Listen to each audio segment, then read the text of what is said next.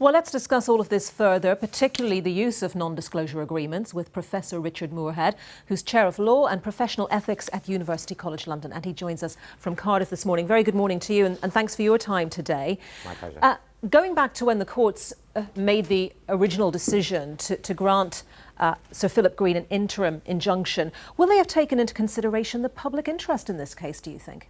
Well, they said they took into account the public interest, but they took into account quite a narrow idea of the public interest. I think they needed to look much more broadly at the impact of these agreements in the workplace and on women.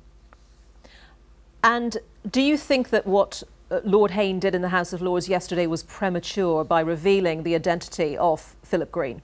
I do. It was an early court hearing, and the case had some way to run. Unless Lord Haines knows something that I don't, I think the better course would have been to wait and take his decision further down the track. Lord Haines seemed to have been persuaded, though, perhaps by what many people have been talking about today, an imbalance with these non-disclosure agreements, where often you have the circumstances where the individuals or organisations on either side of an NDA, there's a great power imbalance, if you like, between them. I think he's absolutely right. There is often a very significant power imbalance. Women are told take these NDAs or leave them, and then told to leave the business. That's a problem that he's tackling. But Lord Haines could have just waited a little while longer before making the disclosure. It wasn't necessary to do this now. So, do you think there's a case then, let's just explore that issue of NDAs, for re-examining their use, or indeed how they're used?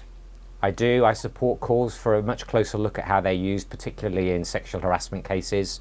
There needs to be a much more careful thought about whether these agreements should be allowed to operate, and if they are allowed to operate, how they're allowed to operate. At the minute, they're treated as a matter of routine, and they should only be used in exceptional circumstances, I think. Of course, in this specific case, Sir Philip Green denies all the allegations, but talking more broadly, is there a concern that these NDAs can be used by someone with a lot of money to effectively keep allegations silent? I think Philip Green denies unlawful conduct, not necessarily all the allegations, but I think there is really a concern that organisations and powerful the business people in particular, but also in other organisations, sometimes abuse the secret agreements to cover up their behaviour and to continue in the workplace when they should be asked to leave. Well, I think the exact quote from Sir Philip Green is that he denies categorically and wholly allegations of unlawful sexual or racist behaviour. That's right. Would you argue that even if a court isn't wrong to say that disclosing confidential information about an inquiry is subject to a public interest test, that they should take a more balanced look at the public interest around non-disclosure agreements in general? Yes, they really need to think long and hard about whether it's a good idea to allow the buying and selling of secrets. It inflates the levels of compensation. It encourages companies not to investigate these cases and to cover them up. And very occasionally it also encourages people to make up false complaints. I think all of those things are really big problems, and they need to be weighed in the balance when thinking about public interest. The other side of that argument is that a court, looking at all the materials submitted to it, is in a much better place to judge whether a non-disclosure agreement should be granted, compared to the argument for using parliamentary privilege. I think that's right. The court will have heard more, but the court also acknowledged that they needed to hear even more. They needed to be a full hearing, and I think the effect of what's happened this week is that that full hearing will now not take place, and I think that's a shame.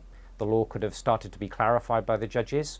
Whether they'd have clarified it in the direction which I think is the right direction is a different matter, but at least they'd have had a chance to do the right thing, and that chance has now been removed. And of course the judicial authorities wouldn't want to see the use of parliamentary privilege in this way happening on a regular basis, would they? Might that in itself push them to re-examine these non-disclosure agreements specifically?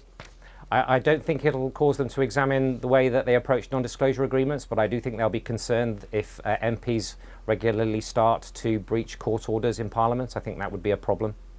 OK, Professor Richard Moorhead, Chair of Law and Professional Ethics at University College London, thank you very much. My pleasure.